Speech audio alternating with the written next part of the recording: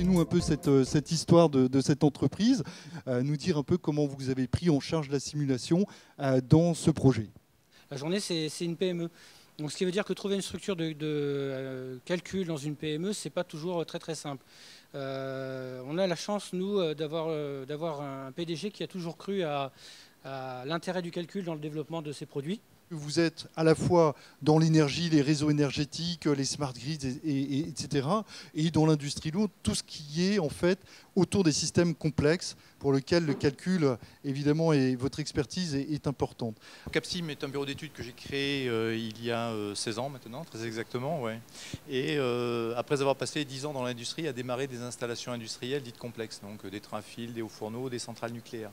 Et là, j'ai pu constater les limites et les carences des processus d'études qui, en général, vont parfaitement maîtriser les régimes permanents, mais qui vont être, on va dire, beaucoup plus succincts sur les parties comportement dynamique des installations.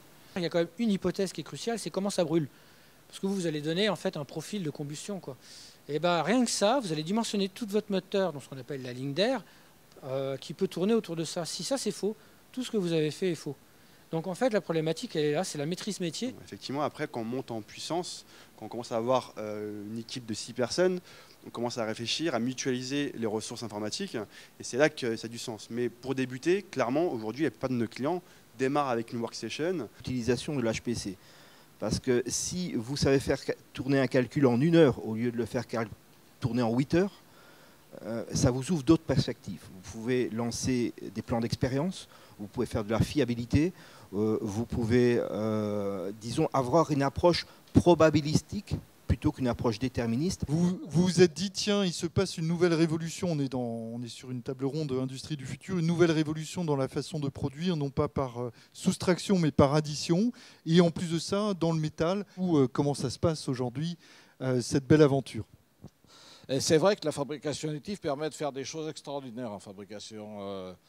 On fait des pièces, là aussi.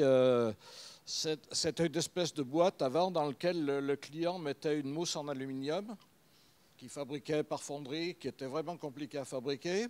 On lui a fait des pièces qui sont d'un seul morceau. C'est-à-dire que la mousse à l'intérieur, elle est fabriquée en même temps que la pièce. Est-ce que vous faites une différence entre les cas d'application, entre ce qui peut être linéaire, petite déformation, ça vous pouvez le faire, dès que ça devient la grande déformation, non linéaire, ça sera chez nous. Je dirais que ça a été une très belle histoire pendant ces 10 ans pour justement faire rentrer le calcul dans un process de conception. On envisage pourquoi pas de passer sur 3D Experience parce qu'aujourd'hui c'est une passerelle qui permettrait de faire aussi bien la CAO que du calcul. Alors qu'aujourd'hui il y a encore une espèce de rupture qui existe entre le mec qui va dessiner et celui qui va calculer. C'est-à-dire qu'on travaille pour faire des pièces qui soient reproductibles, qui soient d'une conception robuste pour que les pièces qui seront fabriquées dans 5 ans soient les mêmes pièces que le premier jour. Mais au niveau de la simulation, on pourra arriver quelque part à une certification qui vraiment, à ce moment-là, comme vous le dites, on ne fera pas des pièces juste pour faire des démos et pour les montrer, mais des pièces pour les mettre dans un avion, pour les mettre dans une automobile. Des effets lorsqu'on a de la houle longue, on a des remontées de puissance qui se font par les hélices, et qui font que les répartitions de puissance entre les diesels et la turbine gaz ne sont plus du tout ceux qui doivent être imposés par le contrôle commande. Donc ça, c'était une surprise pour tout le monde. Et on a pu mettre en place les corrections correctives très très en amont, avant que le bateau soit construit. On n'appuie pas sur un bouton et ça marche. On appuie sur un bouton et on prie pour que ça marche. On va guider la conception par de la simulation, par de l'optimisation, qui va générer finalement la géométrie.